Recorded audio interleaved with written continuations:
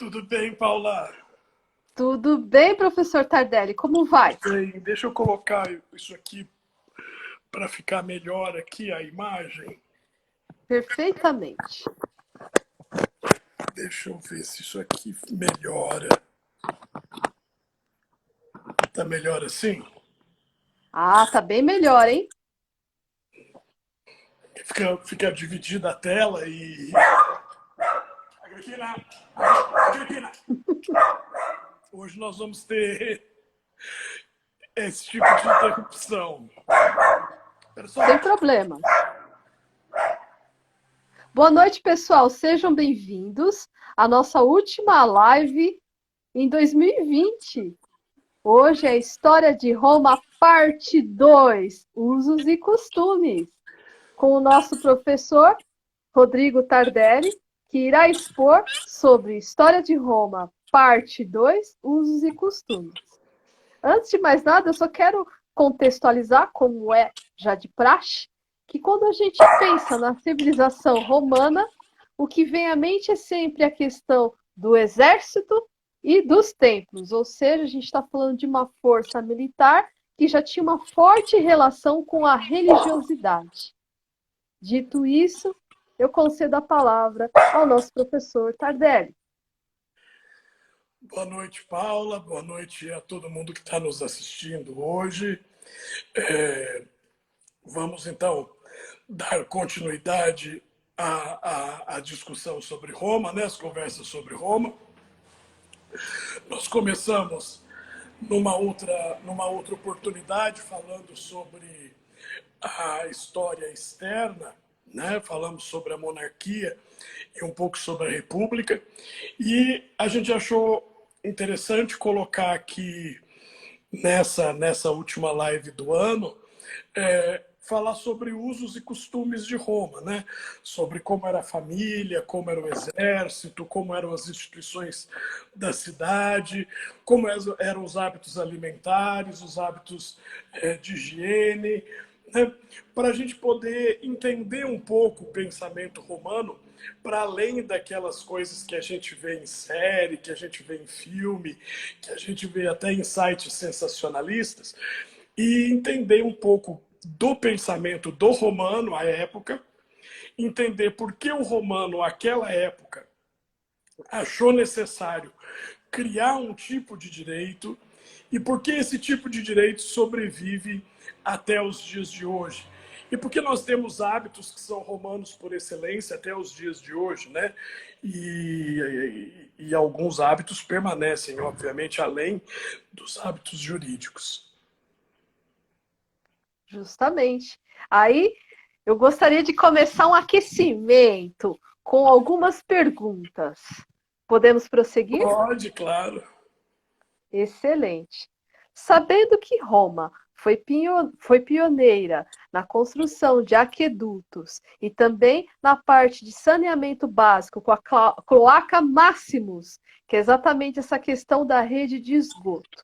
E a partir dessas construções, nós podemos fazer algum tipo de comentário, por exemplo, da parte de cosméticos e a utilização de amônia, por exemplo? Podemos, olha, isso já começou num ponto nevrálgico, né? Ah, a civilização romana, ela vai se destacar das demais civilizações da antiguidade pela sua força na arquitetura. E força na arquitetura não é só na construção de templos e na construção de casas e mansões e palácios, mas principalmente na construção de estradas e de aquedutos. Então, a cidade de Roma, como você disse, ela vai captar água por força do aqueduto, principalmente da Aqua Cláudia, que vai ser o principal dos aquedutos, de diversos lugares da Europa, e vai ser uma cidade onde nunca vai faltar água. Como é uma cidade onde nunca vai faltar água, o mecanismo de saneamento básico da cidade vai funcionar muito bem, né? Os romanos vão construir sob a cidade túneis e canaletas, hoje nós chamaríamos de sistema de esgoto, né? Mas o sistema de captação de fluidos que desembocariam na cloaca máxima. A cloaca máxima seria o bueiro maior, o maior bueiro que vai dar o escoamento de tudo. E os romanos são pioneiros no uso de amônia, sim, né? Como é que os romanos captavam amônia? Sobretaxando a urina. Então a urina, ela tem um papel absolutamente primordial na civilização romana. Então havia pessoas, havia profissionais especializados em captação de urina. A urina não era jogada fora, a urina era reaproveitada. E a urina era utilizada na lavagem de roupa. Então, toda roupa romana, que era primordialmente branca, esse branco só era atingido com a imersão do tecido em urina e depois a exposição desse tecido ao sol. Então, a urina era muito cara e era muito valorizada. Então, todo estabelecimento comercial havia vamos dizer, mictórios para a gente captar essa urina e depois revender essa urina. Não vamos esquecer também que os romanos usavam a urina como hoje a gente usa o Listerine. É verdade. E não só de pessoas, como de animais também. Eles bochechavam a urina e isso ajudava a conservação dos dentes e também o embranquecimento dos dentes, né? Um costume que a gente não herdou, mas a amônia está aí nos nossos produtos de limpeza, né? Não a amônia animal, necessariamente, colhida dessa forma, né? Pois é, a gente ainda utiliza amônia para cremes faciais, esfoliantes, ainda está presente, só que não da forma artesanal, posso chamar dessa maneira? Artesanal, né? Pode, né? A gente não coloca mais urina na boca nem nas roupas, né? Que Todo o bom. processo de pigmentação era um processo muito interessante, porque as cores fortes, como o vermelho e o púrpura, só eram usados pelos nobres. E o processo de fazer o tecido e tingir o tecido era um processo muito bonito. Porque depois que você fazia uma toga normalmente tinha 4 metros de tecido, né? Para depois ela ser enrolada pelo corpo. Você mergulhava essa toga na urina, depois punha essa toga ao sol, ela ficava branquíssima, coletava alguns crustáceos que ficavam ali no litoral, exprimiam o suco desses crustáceos na barra da toga e depois de expor novamente o tecido no sol, aparecia aquela faixa vermelha, aquela faixa violeta que só os nobres usavam, né? Era um processo caríssimo, né? Não só de aquisição do tecido, mas também de utilização. Excelente. Podemos, então, com isso, determinar que quem vestia a toga era, de certo, um romano que já havia ascendido socialmente. Está Sim, correta sim, a colocação? e havia servos, né, ou escravos, ou empregados, isso depende da condição, que eram responsáveis por vestir a toga na pessoa. Que um romano dificilmente vestiria aquele pano com todas as suas dobraduras corretamente sozinho. Então ele precisava do auxílio ou da mulher, ou de alguém que fizesse parte da estrutura da família, né? E os servos e os escravos, eles faziam parte da família, né? Do conceito de família, do conceito romano de família. Uma outra pergunta ainda sobre estética romana.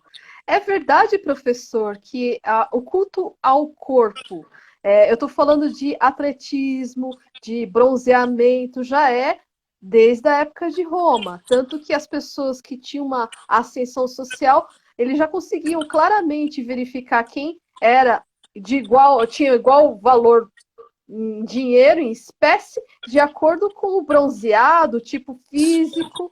Tá correto isso? Sim, os romanos, como uma civilização militarista, né, e todas as civilizações militaristas vão acabar tendo um grande desenvolvimento da estética do corpo masculino.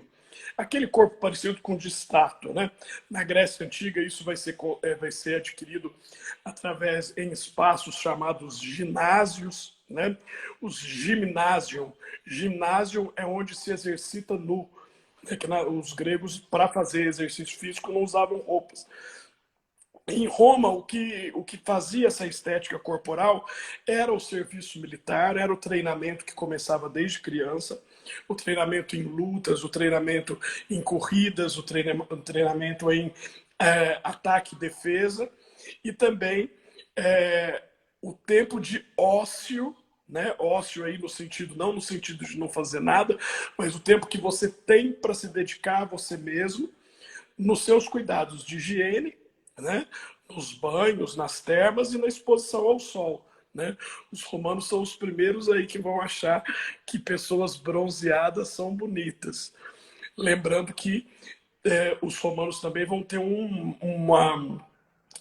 vamos dizer assim, umas regras estéticas próprias, tanto masculino quanto femininos, em relação a pelos. Né? Em relação a pelos. Os romanos, até uma idade juvenil, admitiam cabelos, para os homens, cabelos compridos, né? Para as mulheres, o cabelo sempre vai ser comprido, vai ser até um tabu, mulher não poder cortar o cabelo em Roma. Né? Os homens, vamos dizer, os políticos, os militares, vão ter o rosto raspado, o rosto e do joelho para baixo na perna. Né? Vamos lembrar que a roupa romana era uma túnica antes da toga e que as ruas eram sujas. Então, se você tem a perna raspada do joelho para baixo, é mais fácil de limpar, gruda menos sujeira, né? Do que você ter uma perna peluda. E a barba era permitida aos homens somente aos intelectuais, aos professores e aos filósofos. Né? Então havia um ditado romano que não é porque você deixou a barba crescer que você se tornou inteligente. Né? Barba não faça de filósofo. Né? Então, mas o costume romano era esse. E uma coisa que era muito valorizada em Roma, nas mulheres principalmente, que depois na Idade Média não vai ser mais, é a sobrancelha. Você lembra, por exemplo, da Mona Lisa? Que é a pintura Sim. mais famosa, né, do Renascimento, da passagem da Idade Média para a Idade Moderna. Ela não tem sobrancelha. Nessa época, a estética feminina era de raspar a sobrancelha. E em Que Roma era medo! exatamente o contrário. Era exatamente o contrário. Quanto mais sobrancelha você tinha, mais bonita e inteligente você era. Tanto que havia sobrancelhas artificiais para grudar. Sabe aquela coisa que a gente chama hoje em dia de monocelha? As mulheres, Desculpa, professor. as mulheres queriam ter isso, né? Meu Deus. Então, Malu Mader, imagina, Malu Mader na Roma. Essa é a mulher mais bonita de todas, ou A mais considerada bela, mais a mais cobiçada. Se a gente pega hoje uma mulher que tem aqui a sobrancelha junta, a primeira coisa que ela faz é tirar. É depilar e moldar a sobrancelha. Em Roma havia peruca de sobrancelha. As mulheres mandavam fazer com uma lã especial da barriga da ovelha para grudar aqui, para parecer mais atraente para os homens. Não. Sim. É um padrão Nossa, totalmente diferente do nosso, né? muito, É muito um padrão peculiar. totalmente diferente, é. E professor, e sobre a casa de banhos, hein? Porque a casa de banhos era o que havia de point comercial, porque Sim. ali você conseguia conhecer os comerciantes e futuros clientes, né? Por exemplo, o sapateiro podia muito bem chegar lá e falar assim, por favor, alguém tem algum serviço para esse humilde sapateiro, faço sandálias. Como que era essa relação dentro das casas de banho? Porque existia casa de banhos masculinas e femininas, é isso? É, isso. Ai, graças a Deus. Era da cultura romana que as mulheres não cultivassem nenhum pelo no corpo, a não ser o cabelo e as sobrancelhas. Então as mulheres não tinham pelo mesmo. As depilações, elas eram feitas por profissionais asiáticos que tinham técnicas especiais de depilação, com espécies de pinça e também com castanhas, nozes ou castanhas, você esquentava aquilo até ficar muito quente e passava na pele e o pelo saía. Essa era uma técnica usada nas pernas dos homens também. Mas todo romano tinha um culto a um deus, a uma deusa específica, filha de Apolo, chamada Ígia, da onde vem a palavra higiene, né? Vem dessa deusa Ígia. E um dos tabus romanos era serem extremamente limpos ou preocupados com a higiene. Então, como as casas muitas das vezes eram muito próximas, muito pequenas, não havia outro espaço, uma sala de banhos, por exemplo, não havia um banheiro, não havia um local para a pessoa se imergir, banhar. Então, toda grande cidade romana tinha grandes termas, mais de uma, inclusive, né? Que eram complexos enormes, contando com biblioteca, com serviço de barbearia, com serviço de alfaiataria, com serviço de ginástica. Então, o romano normalmente acordava, tomava a sua primeira refeição, atendia alguns clientes, né? Um romano, que eu estou falando, um romano da classe média para a classe alta. Tomava sua primeira refeição, que normalmente era um mingau de aveia, não mais que isso, e ia para as termas, ia tomar banho, que era um processo que demorava mais ou menos 3 horas.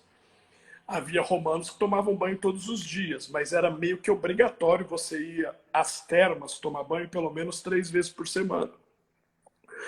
Não se conhecia o sabão, né? Não se utilizava sabão em Roma, e o que se utilizava era azeite, era óleo. Então você chegava sujo, você besuntava o seu corpo em óleo, e havia servos que tinham uma espécie de foice que iam tirando aquela sujeira sua e jogando fora.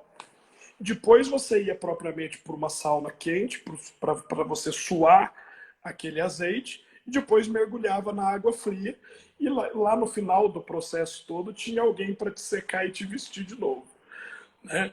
E isso tinha pessoas que faziam dessas termas seus escritórios de advocacia, que despachavam com os clientes enquanto tomavam banho, né? Então, é uma coisa extremamente... foi um hábito que foi incorporado em diversas culturas, que é a origem do que a gente tem hoje como banheiro, né? Eu não sei se você conheceu, Paulo, se você já foi em casas muito antigas, casas onde há 11, 12 quartos e um só banheiro na casa. Não sei se você já viu isso, que era uma prática comum do final do século XIX, começo do século XX. Era um banheiro gigantesco, parecia a sala de estar, com uma banheira no meio, um chuveiro. Sim, já vi. É uma herança romana essa história de tomar banho, né? De se apresentar limpo, de trocar de roupa. Porque isso vai fazer o paradigma entre o romano e o bárbaro. Então você veja, por exemplo, quando os romanos começaram a ter contato com os povos bárbaros. Primeiro eles não falavam latim, né? Primeiro não falavam latim, não conseguiam se comunicar. Depois o aspecto físico era diferente.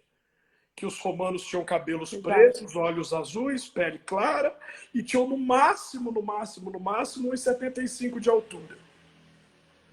E cortavam as unhas, e tinham hábitos de higiene.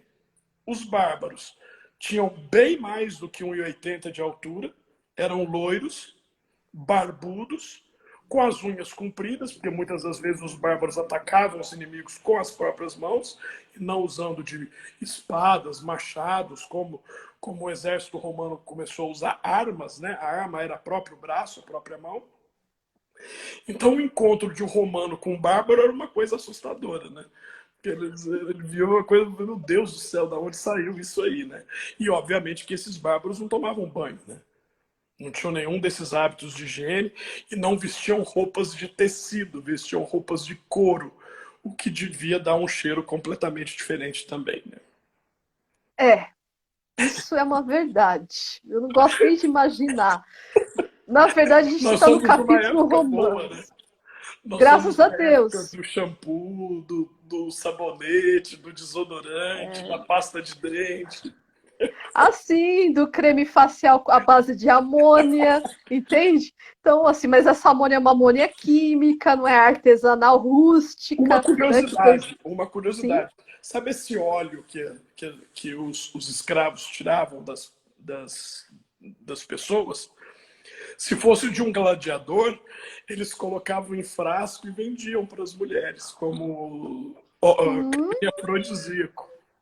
Você que passava óleo, chique. sujeira e suor de gladiadores no corpo para ficar mais atraente. Não sei se funcionava, né? Nossa, eu não sei, eu tô num misto de Os escritos dizem que equação. funcionava, né? Mas eu vou saber o que. Então, agora falando sobre essa questão dos costumes, a gente já vai chegar em família.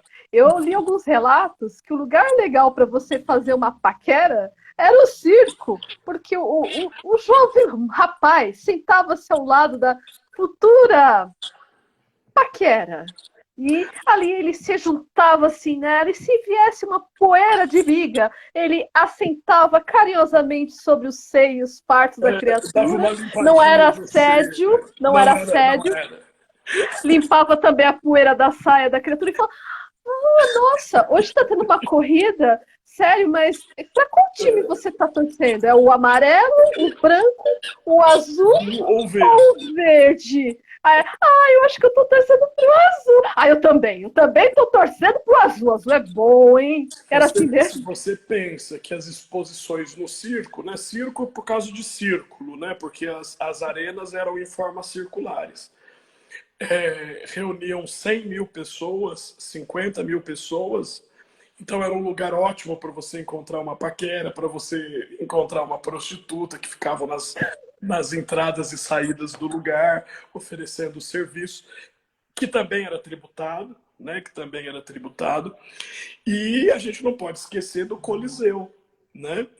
Que o Coliseu foi a maior construção arquitetônica para fins esportivos da história da humanidade e cabiam 250 mil pessoas sentadas na apresentação do Coliseu. Seja apresentação de corrida de bigas das quatro cores, seja espetáculo com animais ou de gladiadores. Eu acho que até hoje não se construiu, eu não entendo muito dessas coisas, mas eu acho que até hoje não se construiu um estádio o esportivo capaz de comportar 250 mil pessoas sentadas, né? Eu acho que isso ficou lá para o Coliseu mesmo. Imagina, o Coliseu ficou pronto no ano 79 depois de Cristo, né? E está em pé até hoje, né? Verdade. E, professor, e o que dizer sobre a relação familiar? Era uma sociedade patriarcal, não é? Era, era. A sociedade romana, desde o seu início, ela era patriarcal, né? O pai ou chefe do clã era chamado de pater familias e ele passava esse poder, esse pátrio poder, sempre para o filho homem mais velho. E nos primórdios da civilização romana, o poder familiar ou o poder do pater familias era absoluto. Ele era dono da mulher, ele era dono dos filhos, ele era dono dos netos, ele era dono dos bens, ele era dono dos escravos. Era um poder incontestável. Né? Mas com o desenvolvimento do direito romano, esse poder foi sendo mitigado. Né? Os filhos foram se tornando independentes, as mulheres começaram a adquirir direitos que no começo da civilização romana elas não tinham. Né? Uma mulher, por exemplo, ela nunca ia ser herdeira. Ia ser o seu marido, o seu irmão, o seu primo. Teve uma época da civilização romana que as mulheres tomaram a frente, que as mulheres passaram a ser herdeiras, que elas começaram a ter direito a pedir o divórcio do marido, que os casamentos eram monogâmicos. Né? Os casamentos em Roma eram monogâmicos. Mas isso não impedia de você ter vários casamentos ao longo da vida, mas um de cada vez. Antes era um direito só do homem, porque tinha o pátrio poder, né? Aquele poder masculino de dispensar a mulher. Esse direito foi adquirido pela mulher. A mulher viúva começou a não mais ser submetida ao poder do filho mais velho, mas poder gerir seus próprios bens. Então, a estrutura familiar romana é pai, em primeiro lugar, né? O pater, e a mulher e os filhos como, vamos dizer assim, inferiores numa pirâmide. Mas nem todos os 4.000 anos de civilização romana que a gente está analisando foram dessa maneira, tão rígidos dessa maneira. Né? Houve períodos mais flexíveis. Entendi. Professor, uma outra coisa que eu gostaria de entender em relação à família, eu vou puxar um pouco daquela questão que a gente conversou essa semana sobre a lenda dos reis, né? Dos Tarquínios. Eu queria puxar a questão para os Tarquínios, que são de ascendência etruscos. Aí eu fiquei com uma sensação, por isso que eu vou confirmar com o senhor, porque o senhor é estudioso da área. Os etruscos, por acaso, não é aquele pessoal lá da Itália, sabe, do norte, sabe como é que eu quero dizer? Sabe assim, poderoso chefão, uma coisa assim meio relacionada com a máfia.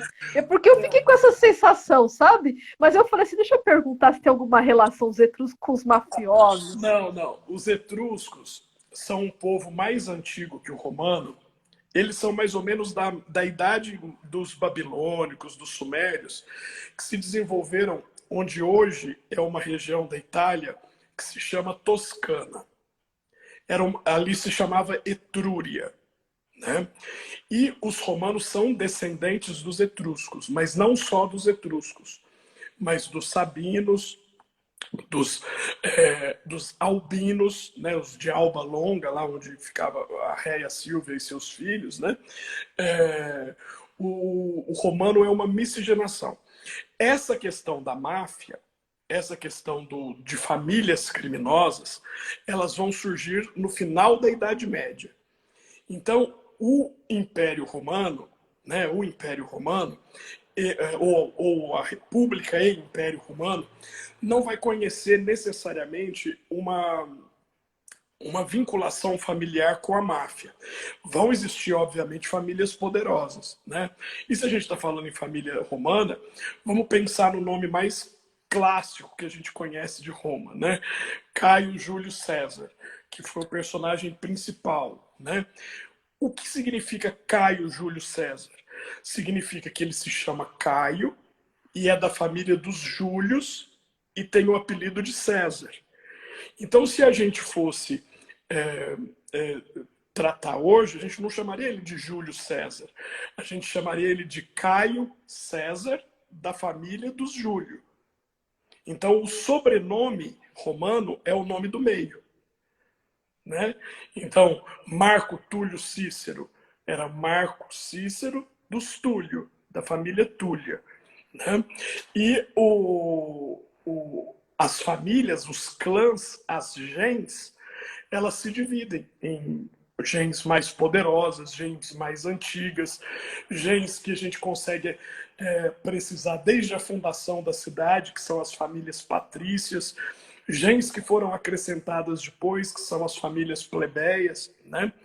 Houve uma época, na época da República, em que era muito importante você definir se a sua família era plebeia ou era patrícia. Os direitos eram diferentes. Mas já no final da República, isso já não fazia mais não tinha mais importância.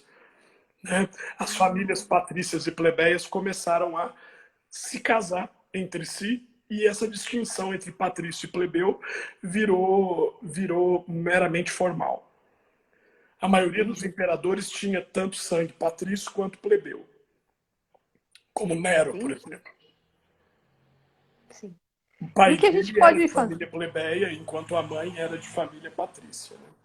Sim, me desculpa, eu te interrompi, professor. Imagina que Eu gostaria de fazer uma outra pergunta em relação à correlação entre o clientelismo, que já era a troca de bens e serviços, sendo o precursor do que conhecemos como patrimonialismo. Está correta essa correlação? mais ou menos. Vamos entender o que é o cliente. Né? Toda família romana estruturada no pater vai funcionar como uma empresa também. Né? A família é uma empresa. E lembra da nossa última live, quando a gente falou que o território de Roma ficou muito grande? Que Roma, além daquela cidade, ela se transformou num império mundial. Então, as minhas relações comerciais, elas não se extinguiam, elas não existiam só na cidade. Elas existiam, por exemplo, eu morando em Roma, no Cairo, por exemplo, no Egito, em Tebas, em Mênfis, em Atenas, em Antioquia. E como eu fazia isso? Como eu administrava isso? Por meio dos clientes, por meio de pessoas que eu contratava, que eu pagava, protegia, porque eu sou um romano, eu sou um senador, eu tenho status na cidade, e essa pessoa fazia negócios em meu nome em todo o império e trazia o lucro para mim. Então, eu não precisaria por exemplo, Rodrigo Tardelli, se eu fosse um romano, um senador, eu não precisaria ficar percorrendo a extensão geográfica do Império Romano para fazer negócio.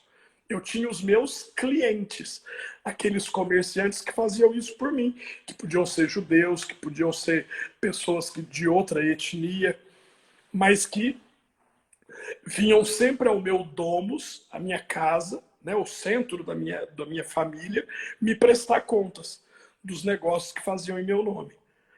Então, o clientelismo, ele surge como uma espécie de rede de negócios internacional.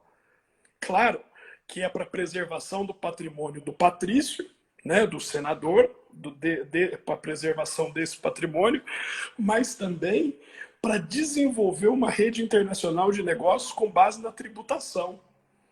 Então, toda grande cidade, toda grande capital tinha os registros públicos. Então, todo negócio era tarifado e era registrado. Então, por isso que a gente tem até hoje esse sistema de tarifação de negócio. Né?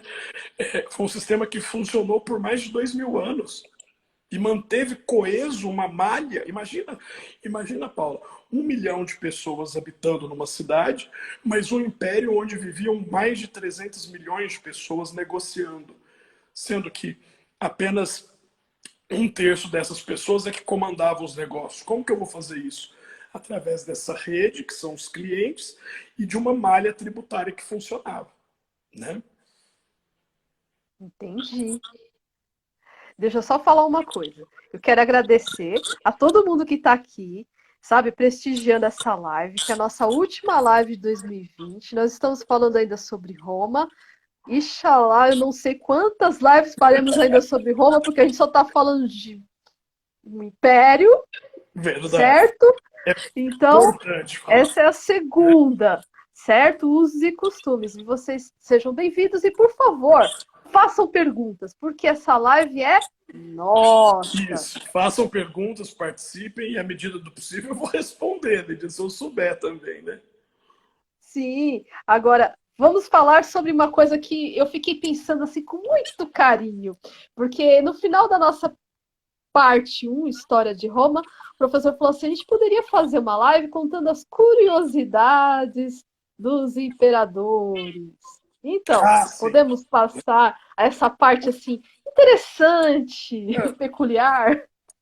Os imperadores, eles estavam assim um pouco fora da curva, né? Assim, porque veja bem, a partir do momento em que muda a política de república para império, você escolhe um dirigente único, que é o imperador, a quem você vai atribuir características divinas, né? Ele vai ser adorado como um deus e ele não vai ter praticamente nenhum limite. Então, você estudando a história dos imperadores, você consegue entender o que é um ser humano que não tem nenhum limite. Né? Um ser humano que reina, que dirige, que é adorado e que as pessoas deixam fazer o que querem. Né? Nós vamos ter um primeiro imperador, que foi o imperador Augusto, que era uma pessoa parcimoniosa, que era uma pessoa que vivia é, tentando, vamos dizer assim, manter o bom governo, a paz, etc. Mas que após ele, né, dentro da sua própria família, nós vamos ter Tibério, que vai, no meio do reinado, abandonar Roma, se trancafiar numa ilha, né, deixar Roma tipo com um vice-imperador, né, na verdade um prefeito, e vai se trancar numa ilha e vai passar o resto da vida dele em orgias sexuais, com crianças, com pessoas exóticas, tipo gêmeos siameses, pessoas estranhas, anões, que ele mandava vir do império inteiro para morar nesse palácio de prazeres ou horrores, dependendo do que a gente for imaginar que acontecia lá, né? Quando Tibério morreu, assumiu o sobrinho neto dele, chamado Calígula, que ficou tão doido, mas tão completamente doido, que nomeou seu próprio cavalo como um senador, né? Incitatus. Incitatus. Ele governou com vamos dizer assim, a oposição do Senado, e ele quis dizer que o cavalo dele merecia mais consideração do que o senador. Engraçado que quando essa dinastia cai, 40 anos depois de Calígula, o imperador Galba pede uma lista atualizada do Senado e constava ainda o nome do cavalo do Calígula como na lista atualizada do Senado, né, o cavalo. Calígula quis mudar a sede de Roma para o Egito para poder se casar com a própria irmã, que era amante dele, que se chamava Drusila, né? Mas ele foi assassinado, né? Ele foi assassinado antes porque ele passou todos os limites, né? Depois de Calígula, quem reinou foi Cláudio, que fez um bom governo, mas que era muito manipulado pelas mulheres. A vida do imperador Cláudio é uma vida de dependência das esposas. E Cláudio vai sair de cena e o sucessor de Cláudio é que vai desconhecer qualquer tipo de limite ou qualquer tipo de situação, que é o imperador Nero, né? Nero Cláudio César Augusto Germânico. Nero era sobrinho de Cláudio e depois ficou filho adotivo, e Nero reinou por volta de 15 anos, e ele fez tudo o que você pode imaginar em termos de modernidade, né? Nero mandou matar a mãe, abriu a barriga da mãe para ver de onde ele tinha saído. Cesariana, veja só, uma prática de onde o César veio. Nero mandou matar a primeira esposa, porque queria casar com uma segunda. Casou com a segunda, ela estava grávida, eles tiveram uma discussão, ele chutou a moça, a mulher. Nero era muito alto, muito forte. Morreu a mulher, morreu a criança, foi um aborto eugênico, né? Então Nero programou isso também. Nero obrigou o Senado a aceitar um casamento dele com um homem, mas também ele não gostou muito de ser casado com um homem e mandou os médicos da época transformarem o homem numa mulher. Você imagina isso no ano 60, depois de Cristo. Os médicos devem ter falado, mas imperador, a gente falta pelo menos 2000 anos para essa cirurgia poder ser feita. Ele não interessa, faço agora, né? E ele não gostou do resultado, se divorciou do marido dele, depois casou novamente, Statilia Messalina. Nero gostava de se apresentar no Senado nu, né? Nas reuniões ele andava sempre nu, porque ele era ruivo e tinha grandes sardas, e ele dizia que isso era prova de que ele era descendente dos leopardos.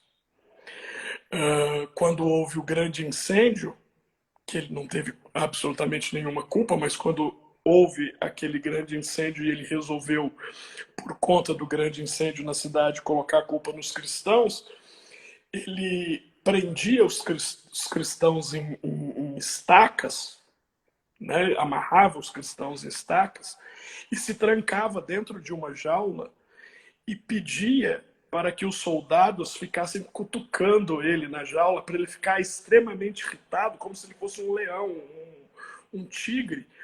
E quando abria a porta da jaula, ele avançava nos cristãos e estraçalhava com os dentes e com as garras, como se ele fosse um bicho mesmo, né?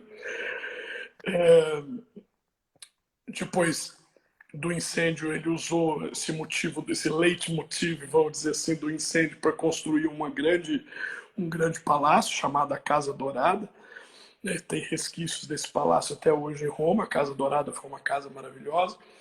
E ele decidiu que ele não queria ser imperador, que ele queria ser artista, que ele queria se apresentar cantando, interpretando. E isso, para o romano, era vergonhoso. Porque o romano normal, né, ele via essa profissão artística de cantor, essas coisas todas, como uma coisa bem inferior. E o imperador não poderia fazer isso. E ele se apresentava, cantava, fazia um monte de coisa, ele não estava nem aí para ninguém. Até que o Senado se reúne e fala assim: não, não, você não vai ser mais imperador, a gente tira o poder de império, né? Nós vamos dar isso para uma outra pessoa que nem da sua família é, para a gente começar de novo, porque com você deu tudo errado. Com você o Império Romano atingiu o ápice da degradação. Mal sabia o que vinha depois, né?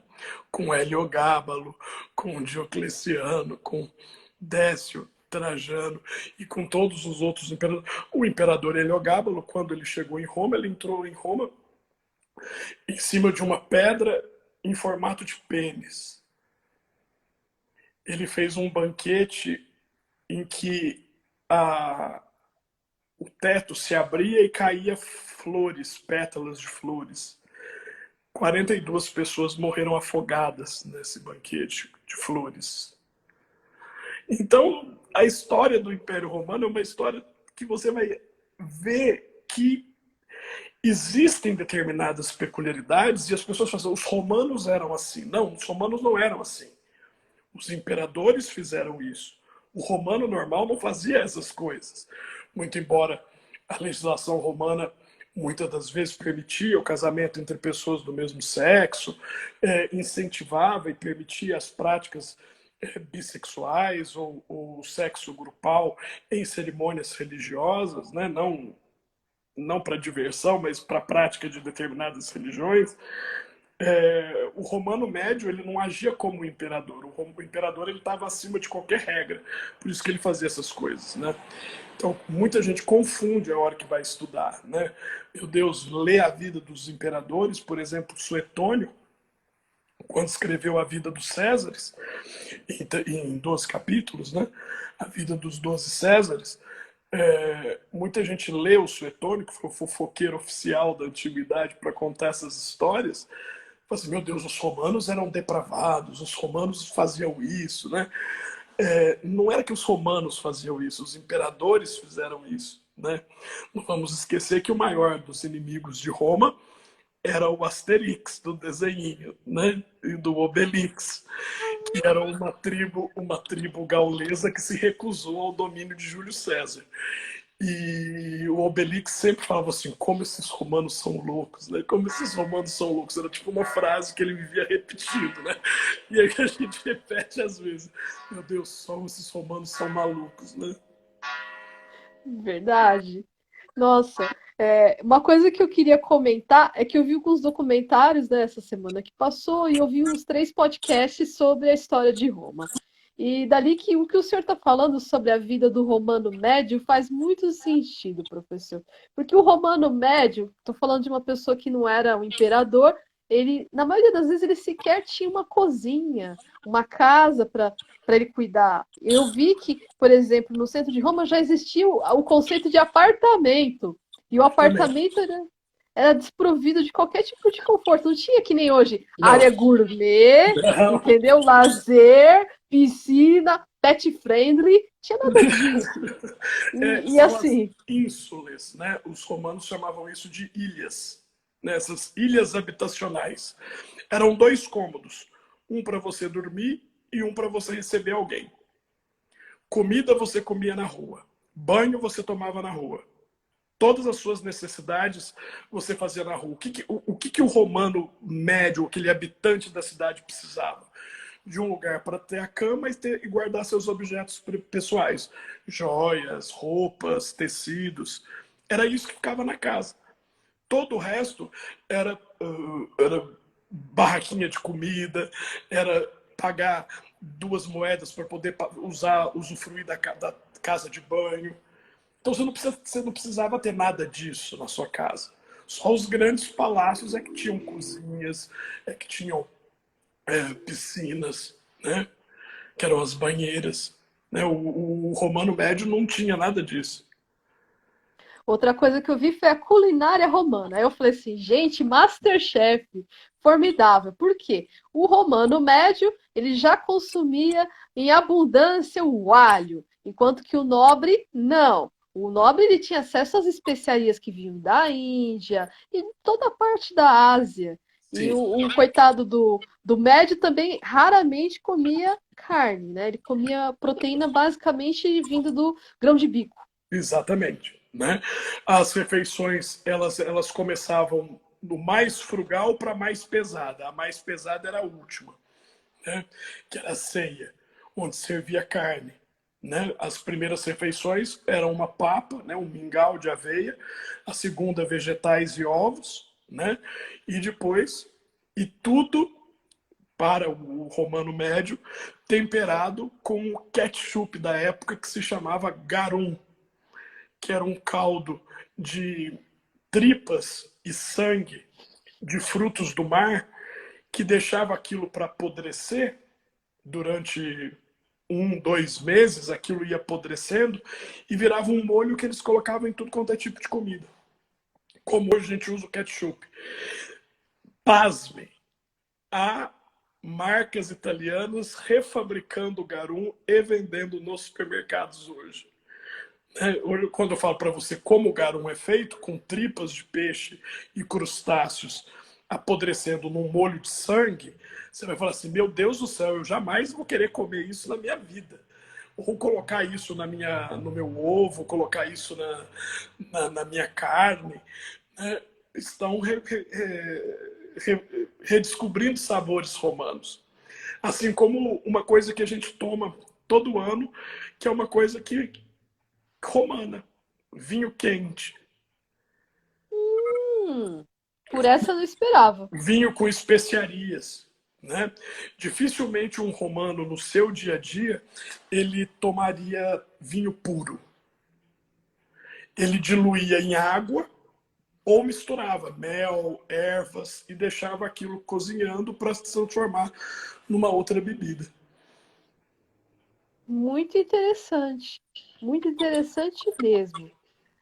E os romanos foram os primeiros a assar bichinhos, tipo ratos, no mel, que é um costume que hoje se tem no Peru com porquinhos da Índia. Sabe aquele bichinho porquinho da Índia? Sim. Lá em Roma havia um roedor que era muito disputado, que se chamava arganaz, que é um rato, que também era cozido no mel. Eles gostavam de comidas exóticas, como língua de ave. Você já viu língua de galinha? Você imagina um prato Já. inteiro de língua de galinha? Quantas galinhas precisa para você montar um prato de língua de pavão? Né? Meu pai. Tipo, coisas assim. Às vezes, uma refeição tinha 37 pratos. Né? E como os romanos comiam deitados, reclinados, eles não comiam sentados, né? Eles comiam deitado, muitas das vezes você virava, vomitava para continuar comendo. Ai, que nojo. Desculpa, professor. Porque você tinha uma refeição durava em média 4 horas. E você tinha que provar de todos os pratos. Não ia caber. Então você pedia licença e até ali já tinha os lavatórios específicos para as pessoas vomitarem. E quem tinha dificuldade de vomitar tinha umas penas específicas que o anfitrião, o dono do banquete já oferecia para as pessoas, cada um sua pena, para você fazer cócegas na sua garganta para você poder vomitar e comer tudo, né? Comer tudo o resto. Misericórdia. Esses romanos Ah, são esses malucos. Concordo com o Obelix, esses romanos são tudo maluco, professor. verdade. Nossa.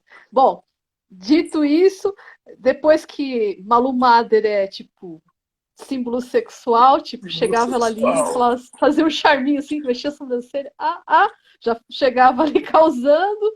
Sobrancelha, E sobrancelhas e mulheres eram o que havia de mais lindo, mais erótico. Mais sexy. Eu estou entendendo. E plumas são coisas assim que você tem que suspeitar. Você foi convidado para um banquete, você já olha para a pluma. Não Olha sei para não. uma pluma e fala assim: "Ixi, esse vai ter 38 pratos, eu vou vomitar no 12º e no 24º para poder experimentar todos." É uma prática assim bem peculiar, né? Não, E essa a diz, gente não herdou, né? Porque a gente não herdou esse costume de ter banquetes de 1.000 pratos, essas coisas, a gente não chegou. E também porque também era um hábito muito ruim, né? Porque vomitar é uma coisa muito ruim, né? Mesmo você sabendo que você ia vomitar para comer mais, mas demora para passar o mal-estar, né? verdade. Professor, chegou uma pergunta. Adivinha de quem? Cauê. Adivinhou! Tinha que ser o Cauê. Olha só. Professor, a origem do princípio da pecúnia non olet advém da história do direito? De Roma, né? Pecunia non olet. O dinheiro não tem cheiro. Então, isso é um princípio do direito tributário, ou seja, não importa o que você está fazendo, você tem que pagar tributo. Lembra que eu falei que a atividade das prostitutas era tributada? Era exatamente Sim. por esse princípio moral, né? Pecunia non olet. O dinheiro não tem cheiro. Então, não importa de onde está vindo o dinheiro. Se chegou dinheiro para você, parte vai para o Estado. E também o pessoal que comercializava a amônia exótica, assim, artesanal, isso. Amônia O artesanal. xixi, né? O famoso xixi. É, de vários tipos. Ai, professor. Tem mais Então, pergunta do pessoal? por enquanto não tem perguntas. E nós estamos com aquele problema que você Do já sabe, né, tempo. professor? Já está Oito acabando. minutos! Ah, 8 minutos. Você viu como passou rápido? Então, a gente aí, sempre vai falando sobre essas coisas, né? E lembrando, fazendo conexão, né? Uma coisa que é bom a gente frisar, né? Que a gente fala, o casamento em Roma era muito parecido com o nosso conceito de casamento, embora não tenha esse conceito. Havia 3 tipos de casamento em Roma: o casamento de uso. Se usava a mulher por um ano, ela se tornava sua. Tipo uma coisa que a gente conhece como união estável hoje, né? Ou uso capião de mulher. Né? Se a gente for pegar bem para o direito civil, o casamento de uso, que era das classes mais pobres. Tinha coempcio, que era um casamento mais privado, e a confarreácio, que era aquele casamento celebrado por uma autoridade religiosa, com muitos convidados, e vestido de noiva, e troca de juras e tal, né? nossa, interessante, professor. Agora, o que eu gostaria de combinar? Professor, como você já sabe, nós estamos nessa jornada em busca de Roma. E também lembrando o pessoal o seguinte, gente, essa live ficará salva e também será compactada em formato de podcast. Ou seja, quem não conseguiu assistir a live ou pegou só parte da live pode assistir tanto no IGTV do professor Tardelli quanto no meu e poderá também ouvir em formato de podcast enquanto dirige, vai à academia, algum tipo de atividade. E também vou deixar Professor, no YouTube, né, Paula? isso, também tem o Canal YouTube no do professor YouTube. Tardelli. É.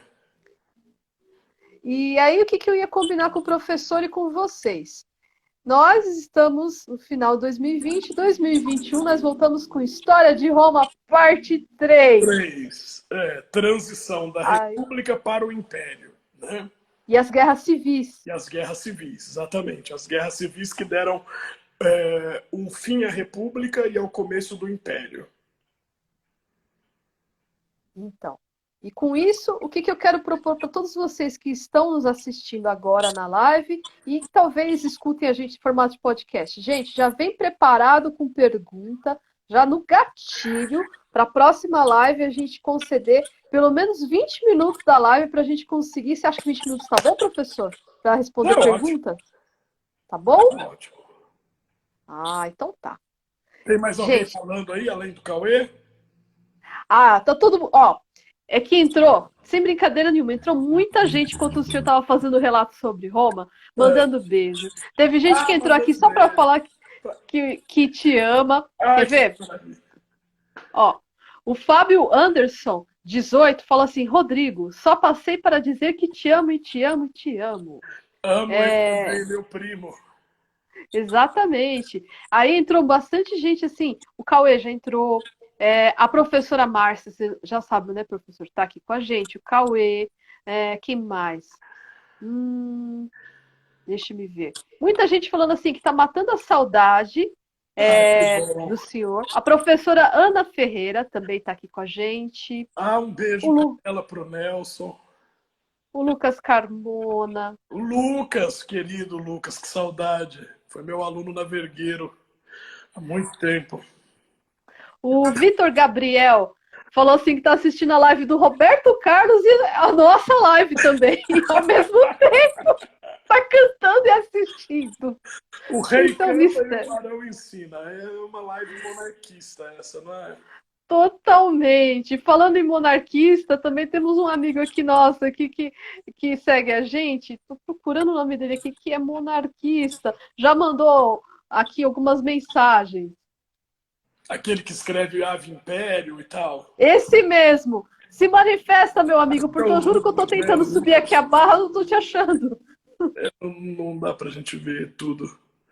Vai Não. passando muito rápido, né? Passa muito rápido. E depois que salva a live, não fica salvo os comentários. Seria bom se ficasse salvo, É né? verdade. Verdade. Então, com isso, nós temos 3 minutos. Eu vou agradecer, vou me despedir, desejar um próspero ano novo, um Natal maravilhoso, muita saúde para todos vocês que nos escutaram durante esse semestre de 2020 que nós iniciamos nossos trabalhos com essas lives, eu e o professor Tardelli. E com isso eu passo a palavra para o professor Tardelli, com suas considerações e despedidas. Eu já partindo aí para o encerramento do ano, né? O semestre foi oficialmente encerrado. Gostaria de agradecer a cada um que participou dessa live, não só dessa live, porque imagino que além da Márcia, a Cristina, a Carolina, deve estar todo mundo aí também, né? É, a Rosângela falou que ia assistir hoje, o Cauê também falou que ia assistir hoje, né? Agradecer a todo mundo que participou, desejar a todos um ótimo Natal, uma excelente passagem de ano, contar aí com os pensamentos positivos para que 2021 seja um ano bem melhor do que 2020, que nós estamos precisando disso, né? A gente está contando com reestruturação em tudo, na faculdade, nos trabalhos, enfim, nas coisas, e tudo isso às vezes pode ser muito traumático. Mas com pensamento positivo e com sentimento de unidade, a gente consegue levar isso com tranquilidade, né? Eu quero deixar um beijo muito especial para Paula, que sempre está se esforçando para manter essas lives em pé, né? Para a mãe dela, que é minha fã, e eu também sou fã da mãe dela, e que vocês estão, depois vejam isso no nosso IGTV ou no nosso YouTube, e vamos dar continuidade aí à história de Roma, que é uma história muito rica e que explica muita coisa do modo como a gente se comporta até hoje. Então, um beijo para vocês agora em 1, 2, 3. Tchau, gente. Obrigada. Tchau, professor.